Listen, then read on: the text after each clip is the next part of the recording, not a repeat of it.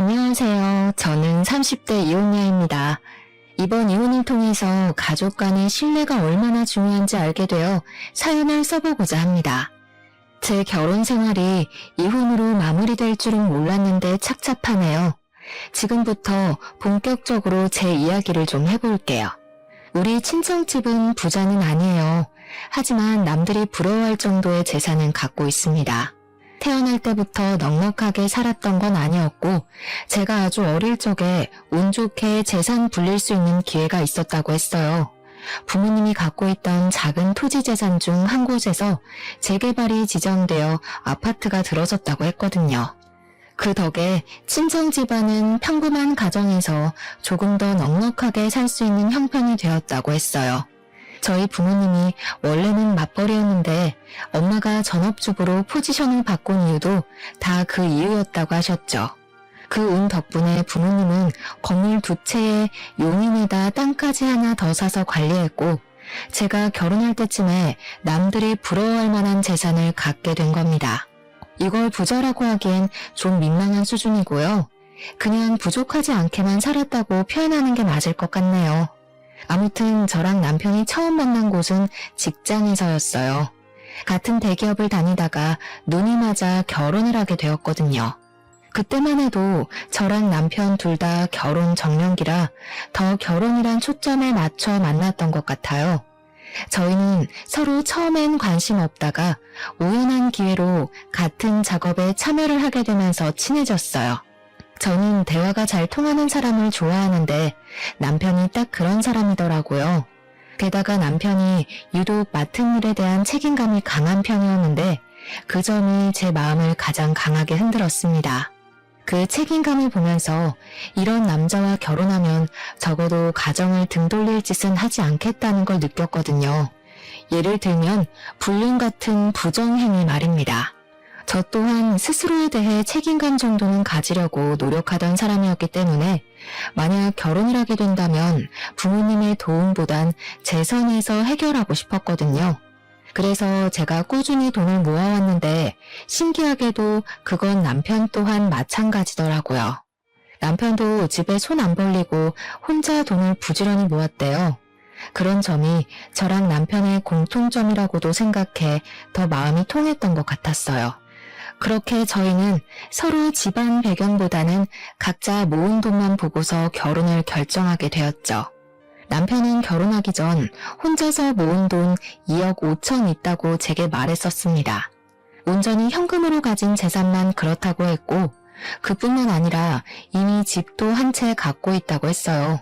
심지어 시부모님 집도 남편이 사준 거라고 하더군요. 너무 대단한 게 느껴졌어요. 남편이 아무리 대기업 사원이라고 하더라도 나이가 40대, 50대도 아닌데 그렇게까지 재산을 모으고 관리했다고 하니까 존경스럽기까지 하더라고요. 그래서 저는 더 이 사람이 충분히 준비되었다고 생각했어요. 적어도 이런 남자랑 결혼하면 굶어 죽는 일은 안 생기겠구나 싶었거든요. 미래에 아기가 생긴다고 해도 이런 남편이 있다면 너무 든든할 것 같다는 생각도 들었어요. 저는 나름대로 똑똑하게 사람을 판단해보고 결혼했다고 생각했습니다. 그렇게 결혼을 진행했던 건데 혼인신고까지 한 뒤에 정말 생각지도 못한 사실을 알게 되었어요. 부부가 되면 어쩔 수 없이 돈 문제가 훨씬 더 중요해지잖아요. 그래서 좀 더 깊게 대화를 나눴던 건데 그제야 시모가 남편의 돈을 대신 관리해주고 있었다는 사실을 알게 된 겁니다. 더 황당한 건 따로 있었어요. 신혼집 명의뿐만 아니라 시댁 명의가 전부 시모 이름으로 되어 있었고 남편 통장마저 시모 손에 있어서 남편이 시모한테 돈을 받아 쓰고 있었더라고요. 제가 먼저 우리 부부끼리 돈 관리 좀 해보자고 얘기를 나누지 않았다면 한참 뒤에 알게 되었을 사실들이었습니다. 남편이 결혼하고 나서도 제게 이러한 사실을 고백하지 않았다는 건 결국 저한테 숨길 수 있으면 안 밝히겠다는 뜻 아니겠어요? 뭐? 그걸 왜 이제 얘기해? 그럼 당신 결혼 자금 없다는 거잖아. 결국 다 어머님 돈이란 거 아니야? 그건 아니지. 다 내가 벌어서 마련한 것들이고 엄마한테 쥐어주는 것도 난데. 내가 자산 관리할 줄 몰라서 엄마한테 맡긴 거야. 엄마가 나 결혼하면 전부 돌려주겠다고 했어. 내가 요즘 바빠서 잠시 깜빡하고 말 못했던 거야. 하마터면 신혼부터 대판 싸움이 날 뻔했습니다. 다행히 남편은 저랑 대화를 하고 나서 그 다음날 이 사실을 시모와 의논했고, 시모는 별다른 문제 없이 남편에게 급여 통장과 적금 통장을 흔쾌히 넘겨주었습니다. 대신 시모가 신혼집 명의는 차차 바꾸기로 하자 해서 처음엔 현금만 받아왔었어요. 남편이 받아온 그 통장을 확인해보니 현금 2억가량 모았다던 그 돈이 결혼자금 쓴 것 빼면 그 정도 액수로 남아있더라고요. 그래서 제가 더 화내지 않고 그 상황을 참고 넘어가 줬어요. 그렇다고 어이없던 그 기분이 사라지는 건 아니었습니다. 저는 남편이 책임감 강한 모습을 분명 발견했기에 모든 걸 남편 혼자 해결하는 줄 알았거든요. 그런데 시모한테 꽤나 큰 부분을 의존하고 있었다는 사실을 신혼 초부터 알게 돼서 남편에 대한 제 감정이 살짝 식어버리더군요. 이런 걸 실망이라고 하는 거겠죠. 물론 그렇다고 남편에게 벌써부터 실망이란 말을 하진 않았어요. 그냥 제가 바로잡고 싶었던 것 같습니다. 제가 선택한 결혼을 후회하지 않으려고 어떻게든 남편의 실망스러운 모습을 이해하려고 했었죠. 근데 이 사실이 생각보다 길게 갔고 큰 파장을 가져오리라고는 상상도 못했어요. 시모가 돈 개념이 워낙 강한 사람이라는 것도 이 문제 때문에 알게 되었는데요. 시모는 돈에 대한 애정이 조금 남다른 것 같았습니다. 어떻게 보면 제 주변에 시모만큼 돈에 진심인 사람을 본 적이 없어서 시모의 행동이 다소 집착처럼 보이기도 했어요. 시모는 제가 처음으로 용돈을 주었을 때 그 자리에서 바로 현금을 세어보는 행동으로 저를 깜짝 놀라게 했습니다. 그러지 말라는 법이 없기 때문에 그저 놀란 것이 다였지만 결코 좋아 보이는 행동은 아니었어요. 그 용돈은 저랑 남편이 신혼여행 다녀오고 부부로서 잘 살아가겠다는 마음으로 준비했던 첫 용돈이었거든요. 양가 어른들께 똑같은 금액으로 드렸는데 시모만이 그 봉투를 받자마자 개봉해서 세워봤고 이내 저희에게 하는 말은 저를 더 놀라게 했었죠. 신혼여행 가서 재밌게 놀긴 했나 보구나. 돈이 얼마 안 남았나 보네. 그래도 앞으로는 이 액수보다 더 챙겨주겠지. 그럴 거라 믿을게. 저희 친정에서는 그 용돈을 받지 않으려고 했었는데 시모는 다음 용돈까지 바라고 있어서 당황스러웠습니다. 심지어 돈 버는 사람이 두 사람이니 더 넣어달라고 노골적으로 말한다는 것이 제겐 좀 많이 충격이었어요. 자기 아들한테 하는 말이면 이해하겠는데 저는 시모랑 얼굴 본 지 한 달도 채 안 된 상태였거든요. 그런 남의 자식에게 당당하게 용돈을 요구하는 시모의 태도가 무례하게 느껴질 수밖에 없었죠. 근데 또 시모는 용돈은 용돈대로 선물은 선물대로 따로 원하는 타입이기까지 했어요. 기념일 같은 걸 워낙 반드시 챙기는 사람인데 절대 말로만 축하하면 안 되고 무조건 선물을 받아야 하는 사람이었습니다.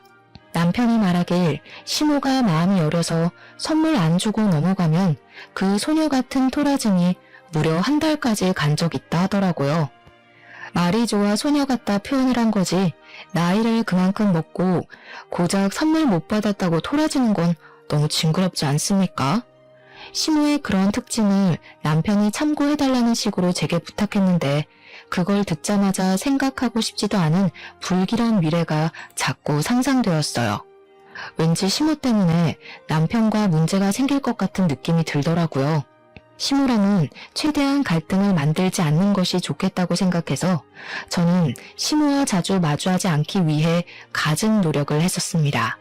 어차피 저희가 분가를 하고 있었으니 제가 굳이 바빠서 시간이 안 된다면 시모를 안 볼 수 있을 거라 생각했어요. 그런데 그게 아니더라고요. 굳이 제가 얽히고 싶지 않아도 시모가 알아서 사사건건 간섭해 오는 겁니다. 저희 친정 부모님이 제가 먼저 연락하지 않는 이상 잘 연락을 주지 않으니 시댁도 그럴 거라 착각을 했어요. 시모는 우리 신혼집 명의가 자기 거라는 걸 명분으로 우리 집을 계속 방문하기 시작했습니다. 어머님, 갑자기 어쩐 일이세요? 남편이 어머님 온다는 말을 안 해서 몰랐어요. 오시는 줄 알았으면 뭐라도 준비해 놓을 걸 그랬네요. 아직은 내 집이잖니? 내가 굳이 너한테 알리지 말라고 했어. 아들 허락만 받으면 되지 뭐하러 두 사람씩한테나 허락을 구해? 어차피 명의 넘겨주면 이럴 일도 없을 테니 불편해할 것도 없다. 그냥 잘 사나 보러 온 거야. 시모는 이런 식으로 저희 집을 쳐들어오곤 하셨는데 말만 잘 사나 보러 왔다고 표현한 거지. 사실 시모는 올 때마다 집안 살림살이를 둘러보면서 잔소리를 엄청 했습니다. 그게 다 돈 얘기였어요. 우리가 집에 새로운 무언가를 들이면 얼마 주고 샀는지를 꼭 물어보더라고요. 거짓말하고 싶진 않아서 솔직하게 얘기를 해주면 주로 새 것을 산 것에 불만을 품고 잔소리하셨어요. 요즘 중고도 상품 괜찮게 내놓는데 뭐하러 새 걸 사니? 이런 걸로 돈 아끼는 것도 다 살림하는 지혜야. 앞으로 나한테 먼저 상의하고 구매해라. 그래도 저희 지금 신혼이고 또 처음 쓰는 건데 새 것 타고 싶어서요. 저희가 형편이 안 되는 것도 아닌데 굳이 중고를 살 필요는 없다고 생각했거든요. 또 이런 것들은 한 번 사면 몇 년씩 쓰는 거라 아무래도 새 걸로 시작하는 게 좋죠. 네가 경제관념이 없구나. 쓸데없는데 돈 쏟을 일 있으면 아껴서 적금이나 넣어. 요즘은 땅 파서 돈 나오는 시대 아니다. 아낄 수 있을 때까지 아껴야지. 나중에 나이 들어봐라. 어디 젊을 때처럼 돈 벌 기회가 쉽게 있는 줄 아니? 시모는 일단 자기 눈에 마음에 안 든다 싶으면 다 쓸데없는 곳에 들어가는 돈 취급을 했습니다. 자기가 쓰는 돈은 합리적이고 남이 쓰는 돈은 엄청 아까워했어요. 게다가 남한테 받는 건 또 좋아했고 자기 돈이 남에게 나가야 하는 건 굉장히 싫어했어요. 사실은 아들 집이나 저희 혼수까지도 다 자기 재산이라고 생각하는 것 같았어요. 자기가 자기 아들에게 명의를 넘겨준다고 하더라도 아들 돈이 자기 돈이라고 생각하시는 거죠. 그러니까 제가 제 스스로 뭘 사서 배치하는 게 마음에 안 드셨던 거예요. 저는 그때부터 시모가 굉장히 짠순이라고 생각했고 알뜰살뜰한 사람이 아니라 무력이 많은 사람이라는 걸 깨달았습니다. 솔직히 그 사실만으로도 제 시모복은 이미 날아갔다고 체념했어요. 하지만 딱 그까지만 했다면 저도 이혼할 만큼 불만을 품진 않았을 겁니다. 근데 시모의 욕심이 닿지 말아야 할 곳까지 닿기 시작하자 저도 모르게 걷잡을 수 없는 길을 들어서고 말았어요. 어느 날 남편이 시모한테 온 전화를 몰래 받고 있는 걸 엿들은 적 있었는데요. 그 내용이 정말 괘씸하고 화가 나더라고요. 사돈댁이 땅까지 있다면서 하나 정도는 사위 앞으로 명의해줘야 되는 거 아니니? 아직까지도 아무 말이 없었어? 네 마누라는 이런 것도 알아서 안 챙겨주고 뭐 한다니? 아직 내가 뭘 한 것도 없는데 장인어른께서 덜컥 주는 것도 이상하지. 그냥 괜한 소리 하지 말고 얌전히 기다려. 사람 일은 모르는 거니까 그렇지. 그 집에 자식이 2명이나 더 있다며. 갑자기 사돈어른들 둘 다 콱 죽어봐라. 네 목 없을 수도 있는 거 아니야. 그럼 이 결혼 정말 손해잖니. 일단 기다려봐. 아직 결혼한 지 1년도 안 됐잖아. 한두 푼도 아니고 그렇게 큰 재산을 어떻게 검증도 안 된 사위한테 바로 넘겨주겠어. 듣자 하니 둘이서 친정재산 얘기를 몰래 나누고 있더라고요. 아무리 생각해도 시모 마인드가 진짜 어이없었어요. 우리 신혼집은 자기 명의로 해놓고 몇 달간 바꿔주지도 않고 있으면서 저의 개인 재산 간섭하는 걸로 모자라 이젠 친정 재산까지 몰래 탐내고 있는 거잖아요. 그건 아무리 어른이라고 하더라도 도가 지나친 태도라고 생각했어요.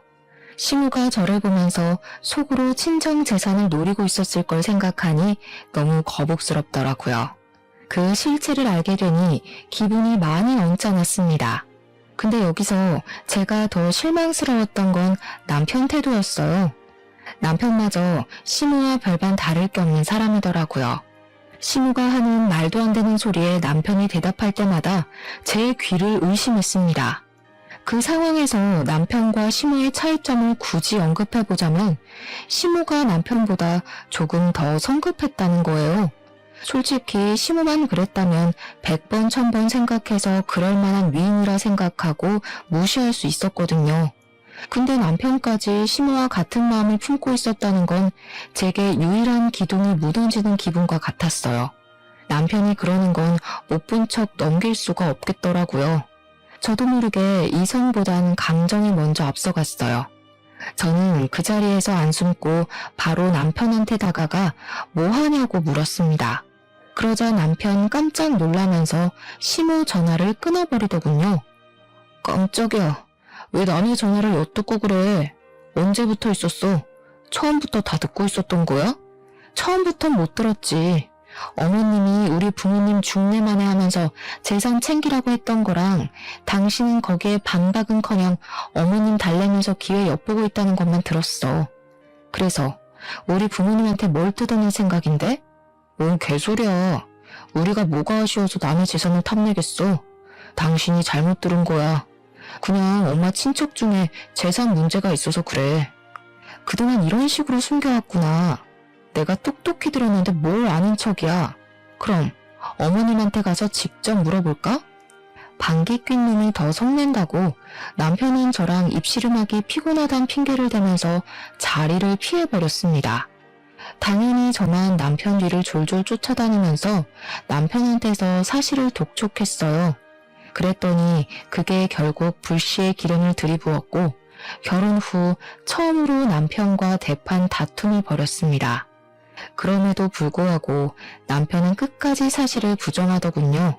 뒤늦게 사실을 밝혀도 속상할 마당에 저를 대체 뭘로 보는 건지 끝까지 숨기는 태도 때문에 더 실망이었죠.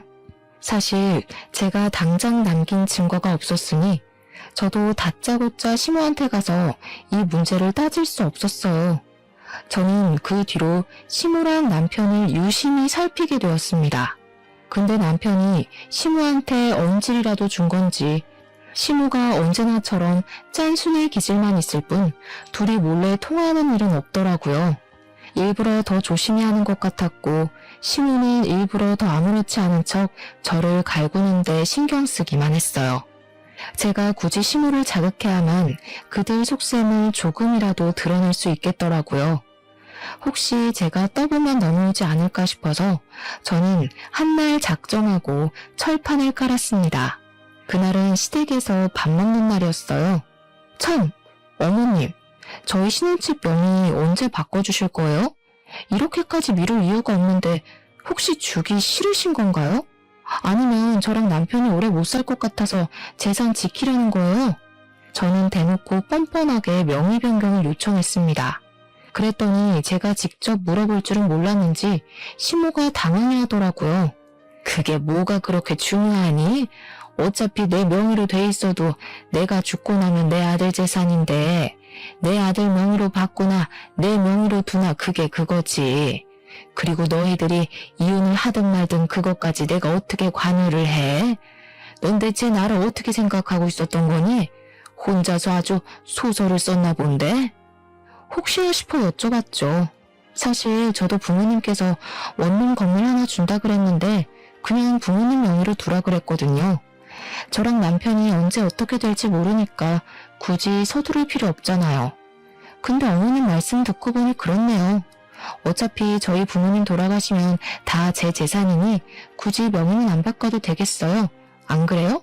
친정 부모님께서 원룸 건물을 주기로 했다는 말은 사실 거짓말입니다. 시모가 워낙 친정 재산에 눈독 들이고 있는 걸 알아서 제가 한번 떠본 거였어요. 그냥 그렇게 지원해서 한번 말해봤는데 생각보다 시모 반응이 현실적이더라고요. 제 말에 당황하고 기분 나쁜 티를 팍팍 내는 거 있죠. 그 상황에서 남편은 밥만 퍼먹고 있었고 시모는 저를 보고 기막혀하는 얼굴로 노려보기만 했습니다. 저한테 따지고 싶은 게 많아 보이는 얼굴이었어요. 하지만 정작 자기가 뱉은 말이 있으니 저의 단호한 결정에 따로 반박은 못하더군요. 공짜 건물을 놓쳐서 기분이 많이 상한 것 같았습니다. 솔직히 그 얼굴을 보고 싶었던지라 아주 쌤통이라 생각했네요. 그날 이후로 시모랑 남편이 어떤 대화를 따로 나눴는지는 모릅니다. 대신 저희 집을 자주 찾아오던 시모의 발걸음이 뚝 끊긴 건 느꼈어요. 남편도 제 눈치를 보면서 잘해주기 시작했고 제 입에서 다시 건물 얘기가 나오길 기다리는 것 같았죠. 그렇게 좀 잠잠한 시간을 보내면서 서로 감정 상했던 사태가 수습이 되는가 했어요. 그런데 어느 날 예상치 못한 소식을 접하게 되었습니다. 제가 시댁의 코를 납작하게 눌러준 지 얼마 되지 않아서 우리 아빠가 하던 사업이 크게 망해버린 거예요. 그 탓에 친정이 갖고 있던 재산은 거의 몰수됐고 아빠는 약간의 빚만 져서 겨우 상황을 무마시켰습니다. 어린 시절부터 쭉 저희 아빠 회사는 강건했는데 생각도 못했던 아빠 회사의 부도는 저에게도 큰 충격이었어요. 그 바람에 친정 부모님은 결국 작은 원룸방으로 이사를 가게 되었고 친정아빠는 순식간에 신용불량자가 돼서 아무것도 할 수가 없는 상황이었습니다. 제가 모으고 있던 돈으로 친정 부모님께 집이랑 식비 등을 해결할 수 있는 여윳돈을 보내줘서 최악의 처지까진 면할 수 있었어요. 그래도 저랑 엄마는 아빠가 여기서 무너지지 않는 것을 더 중요하게 여겨서 따로 내조를 많이 하였습니다. 아빠는 가족들을 보면서 책임감을 절대 놓지 않았고 좌절할 여유도 갖지 않고서 바로 재기 준비를 하셨어요. 그런데 아빠가 신용불량자라서 사업을 새로 시작하더라도 명의를 아빠 걸로 하기 어렵더라고요. 그래서 제가 흔쾌히 빌려줬습니다. 사업장 등록이랑 사업장 임대 등을 전부 제 명의로 시작하게 된 것이죠. 이 문제로 저는 한동안 친정 부모님 보필하느라 정신없었어요. 당연히 제 친정 사정은 한 이불 덮고 사는 남편이 알 수밖에 없잖아요. 처음에는 저희 친정 부모님 걱정을 하더니 제가 돈을 못 모으고 친정에다 돈을 쓰고 있으니까 남편이 슬슬 한두 마디씩 얹더라고요. 그러다 장인어른 또 망하면 그 다음은 어떻게 도와주려고 벌써부터 돈을 퍼다 나르고 있어? 나중에 나한테도 돈 빌려달라 손 벌릴 거야? 당신은 우리 부모님 고생하는 것보다 그게 더 걱정인 거야? 우리 부모님한테 괜찮냐고 전화 한 통이나 해주고 말을 해. 그리고 걱정 마. 주머니 사정 어려운 놈한테 손 벌릴 생각 없으니까. 남편은 원래 받고 싶던 재산을 못 받게 됐다는 생각 때문인지 저를 대하는 태도가 점점 변해갔습니다. 갈수록 예민해져선 일부러 시비를 걸더라고요. 술 먹고 집에 들어오는 날엔 마누라 때문에 자기 인생 망했다느니 처가에서 자기 등에 빨대 꽂으려고 한다느니 우리 친정 때문에 자기가 곧 거지 되게 생겼다고 그렇게 신세한탄을 했어요. 재수없었습니다. 저희 집에 재산이 넉넉할 땐 어떻게든 하나 얻어내보겠다고 눈치 보고 아부떨더니 떼먹을 재산 사라지니까 그냥 저를 떼어놓고 싶나 보더라고요. 그렇잖아도 스트레스 받는데 누가 부모 자식 사이 아니랄까봐 이런 진상짓을 남편뿐만 아니라 시모까지 똑같이 저질렀어요. 우리 집 망하고 나서 시모가 처음 저를 찾아왔을 때 저 바로 쫓겨날 뻔했습니다. 대체 이게 무슨 혹 때려다 혹 붙인 격이야? 그놈의 명의 하나 얻겠다고 내가 별꼴을 다 겪는다. 아니 바깥 사돈은 일처리를 어떻게 하셨길래 부도를 내? 예, 나는 빚쟁이 사돈 안고 갈 생각 추호도 없으니까 당장 이혼해라. 이러다 앞길 창창한 내 아들 인생까지 망하겠어. 네? 저희 아빠가 남편한테 피해준 것도 없는데 무슨 발목을 잡았다고 그래요. 그리고 저희 아빠 다시 재기하실 거거든요. 지금도 새 사업 준비 중이라고요. 말 잘도 지어낸다. 너 네 아빠 망할 줄 알고 신혼집 명의 달라고 한 거지? 신용불량자가 무슨 사업을 제기해? 내가 집에만 있다고 그런 것도 모를 줄 아니? 집에만 있으셔서 모르시는 것 맞네요. 명의는 빌릴 수도 있는 거 모르세요? 제가 아빠한테 명의 빌려줘서 시작할 수 있었어요. 저희 아빠 책임감 강한 분이라 분명 제기 성공할 거라고요. 이혼을 안 하려고 발악한 게 아니라 저는 단지 시모가 먼저 저한테 이혼을 주장하고 있는 것이 마음에 안 들었어요. 이혼을 통보해도 제가 먼저 하고 싶었습니다. 저는 잘못한 게 없는데 이혼까지 강요받으니까 화가 나더라고요. 그래서 저희 친정아빠가 부도 한 번으로 무너질 만큼 멘탈 약한 분도 아니고 사업가에 소질 있는 사람이란 걸 더 어필했어요. 고작 전업주부인 시모가 우리 아빠를 무시하는 것도 싫었거든요. 그런데 시모는 제 반박 때문에 더 이혼을 강력히 주장했습니다. 뭐? 명의를 빌려줘?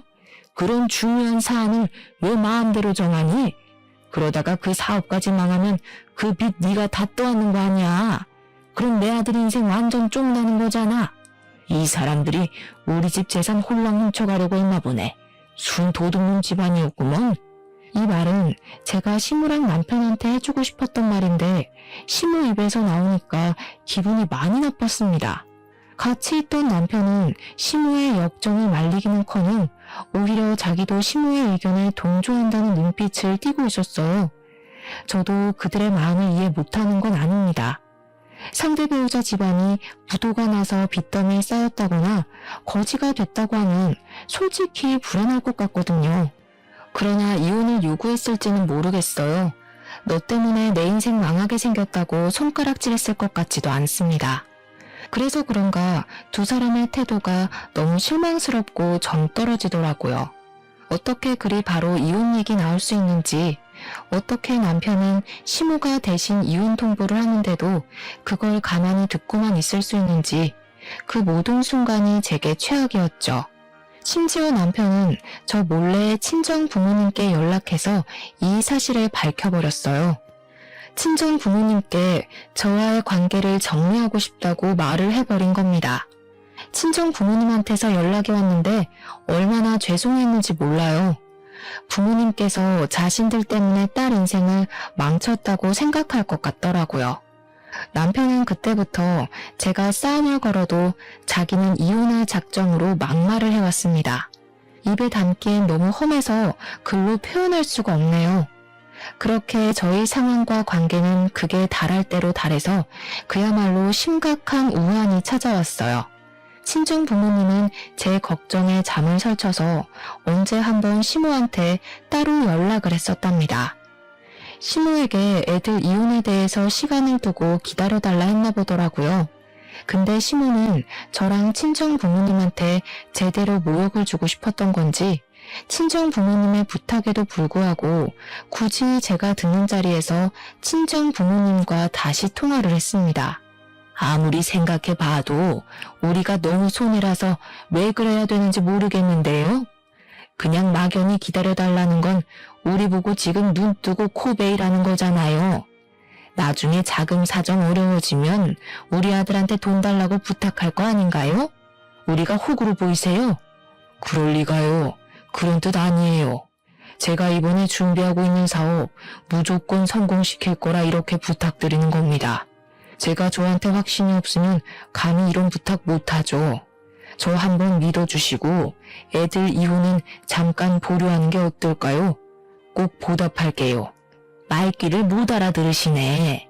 사업가란 사람이 당장 상대방 말도 이해 못하는데 뭘 성공하겠단 거예요? 그쪽이 한때 돈 많은 사돈이라 해서 봐줄만 했던 거지. 그 집 딸내미가 어디 우리 아들같이 잘생긴 애랑 어울리는 줄 알아요? 당신 딸 볼 거라곤 집안 배경밖에 없어요. 근데 이제 거지꼴 됐으니까 값어치가 정말 떨어졌어. 나도 그런 며느리 필요 없어요. 시모는 제가 똑똑히 듣고 있는 상황에서 저희 아빠를 대놓고 무시하였습니다. 저 너무 화가 나서 쌀 씻고 있던 솥을 들고 그대로 시모한테 부어버렸어요. 정말 충동적인 행동이었죠. 물과 쌀알로 범벅된 시모가 놀라서 저를 쳐다봤는데 부모님 모욕하는 시모가 너무 사람 같지 않아서 저도 모르게 어른한테 해선 안 될 말을 해버렸어요. 어머님은 고작 며느리 흉이나 보는 무능력한 전업주부 아니세요? 아들 돈 없으면 길바닥에 나앉아서 돈 구걸하는 것밖에 못할 사람이잖아요. 배울 점이라곤 괜히 똥만큼도 없는 사람이 어떻게 우리 아빠를 무시해요? 진짜 주제넘네요. 그때 시모가 들고 있는 폰을 보니 전화가 끊어지지 않았더라고요. 아마 저희 아빠가 들었을지도 모르죠. 저는 속상해서 그대로 집을 나와버렸어요. 일을 이렇게까지 벌렸는데도 제가 차마 이혼을 두려워했던 건 사실 이유가 있었습니다. 그맘때쯤 임신이 되었기 때문이에요. 아이에게 한부모 가정을 만들어주고 싶지 않아서 최대한 힘써보고 일을 악물었던 겁니다. 제 감정은 이미 이혼을 하자고 마음먹었는데 새 생명이 생겨버렸다 보니까 머리가 자꾸 정말 이혼만이 답인 건지 고민하게 하더라고요. 저는 임신을 했다는 것도 산부인과 다녀와서 일주일 뒤쯤에 남편에게 밝혔습니다. 밝힌 이유는 그날도 남편이 저한테 이혼 얘기를 꺼냈거든요. 자기 엄마를 함부로 대하는 아내는 데리고 살기 싫다면서 말이죠. 그래서 임신 사실을 알렸더니 남편은 별로 놀라지도 않았습니다. 얼마나 됐냐고 묻다가 얼마 안 된 걸 알고는 바로 해결답을 내려줬어요. 지우면 되지 뭐가 문제야. 돈 때문에 그래? 수술하면 몸 힘들다니까. 지우는데 돈은 내가 내줄게. 대신 그거 끝나면 이혼하는 거다. 자기 자식이 생겼다는데도 아빠란 사람이 아이에게 하는 첫마디가 고작 저런 식이라니. 그 바람에 제가 결국 이혼을 결정하게 된 거였어요. 결혼 전만 해도 남편이 책임감 있다고 생각해서 믿고 따랐던 건데 막상 같이 살아보니 저와의 가정이 아닌 시모와의 가정에만 책임감을 갖고 있는 남편이란 걸 알았어요. 그걸 깨달았을 때 너무 허무했고 제 실수로 인해서 엄한 새 생명이 같이 상처받게 생겼다는 게 미안했습니다. 그래서 시모랑 남편을 용서할 수가 없었어요. 절대 그들이 행복하게 살도록 내버려 두기 싫었습니다. 조금이라도 저만큼의 고통까지 느껴봤으면 했어요. 저는 그들에게 이혼을 받아들이겠다고 얘기를 했어요. 대신 아이는 안 지우겠다고 했습니다. 그랬더니 이젠 양육권 문제 때문에 애 지우라고 겁박을 하더군요. 시모 집 나간 며느리 배에서 나온 아들 핏줄보단 돈이 더 중요한가 보더라고요. 그게 무슨 말 같지도 않은 소리니? 그런 식으로 우리 아들 발목 끝까지 잡고 있으려는 속셈 모를 줄 알아? 나는 내 손주를 이혼한 며느리가 낳게 할 생각도 없고 내 손주한테 이혼 부모가 있는 것도 용납 못한다. 시모는 남편을 재혼시켜서 자기 마음에 들도록 새로 가정을 만들 생각인 것 같았어요. 그런데 제가 집 나가서 애를 낳아버리면 족보가 꼬이니 그걸 두고 보기 싫었나 봅니다. 그래서 저를 틈만 나면 병원에 데려가라고 했고 아이를 지우게 하려고 애를 썼어요. 저는 이혼을 받아줄 때까진 그 신혼집에 버티고 있을 생각이었는데 아무래도 신변이 위험할 것 같아서 결국 야반 도주를 했습니다. 그 새벽에 친정으로 숨어들었죠. 저 당연히 스트레스 받은 것이 많고 사람 같지도 않은 그들에게 소송 이혼하고 싶었어요. 하지만 그때까지도 저희 집안이 어려웠을 때라 한 푼 두 푼이 아쉬웠습니다. 집안 형편이 빚더미인데 무슨 소송을 할 수가 있었겠어요. 그래서 눈물을 머금고 그들이 원하는 대로 합의 이혼을 하자고 했죠. 근데 역시나 애를 지울 때까지 이혼을 안 해주겠다고 하더라고요.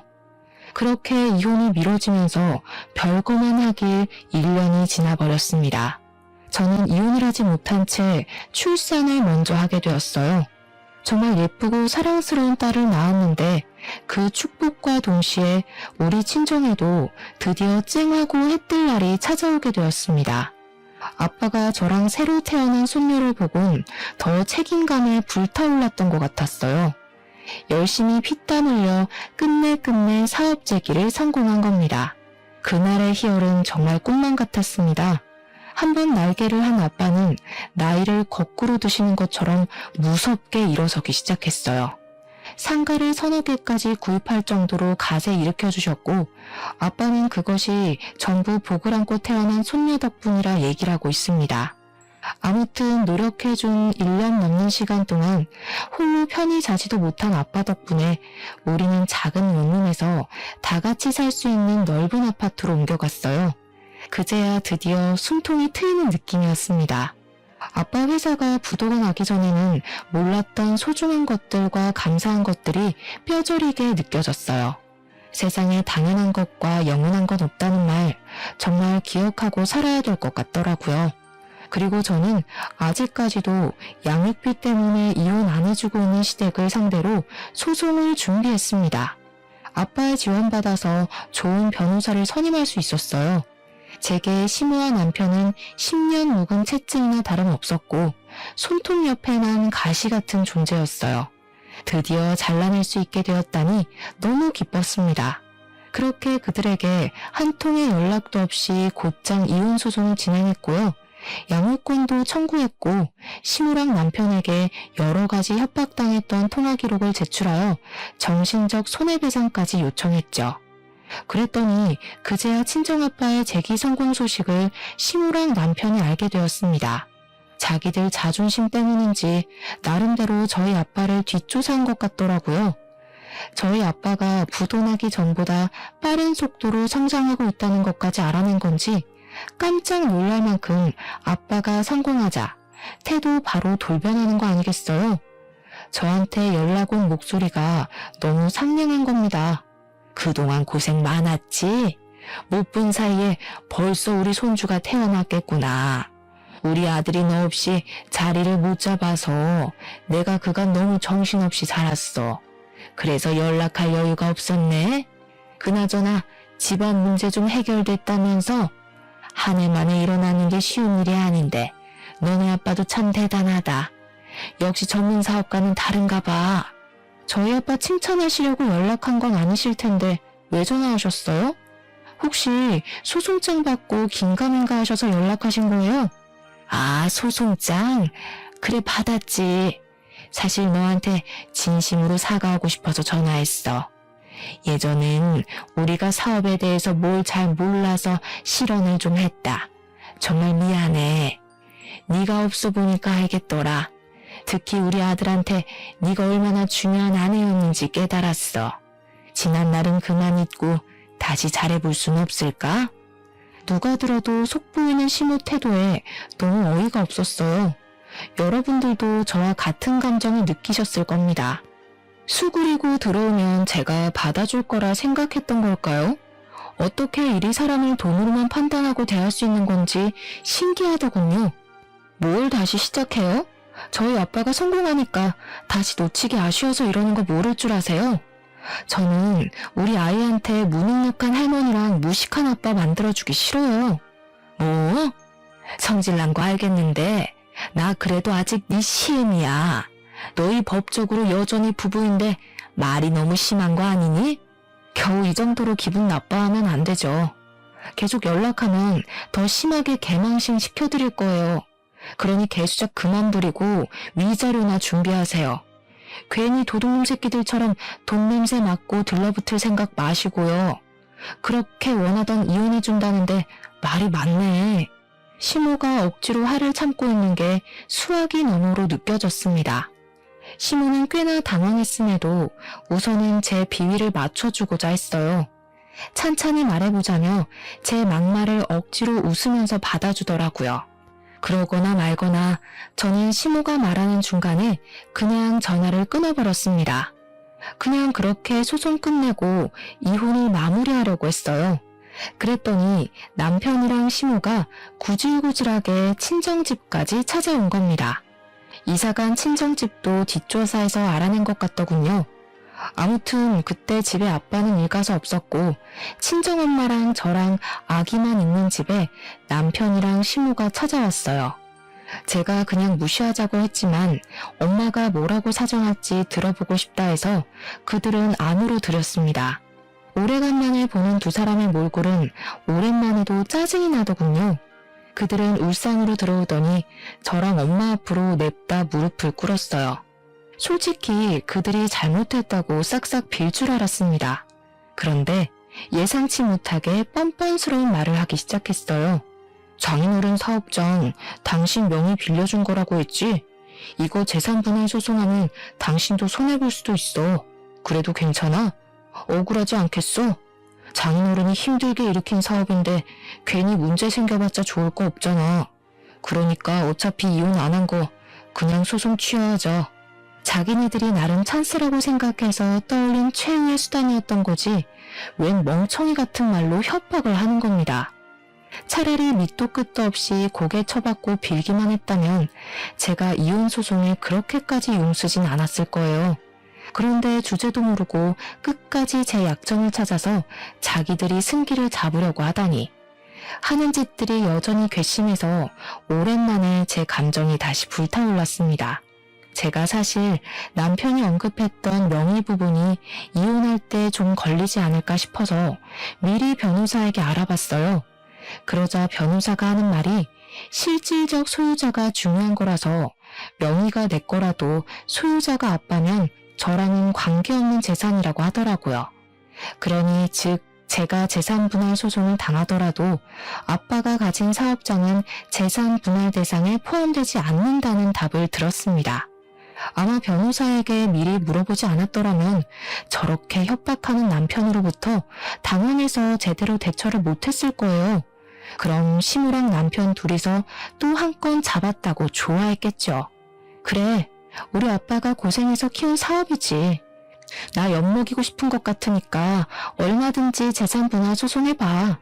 그렇게 위자료랑 양육비 날리고 소송비도 날리고 변호사비도 날려서 제발 개털됐으면 좋겠다. 장인어른이 어떻게 돼도 상관없다는 거야? 어떻게 딸이라는 사람이 그럴 수가 있어?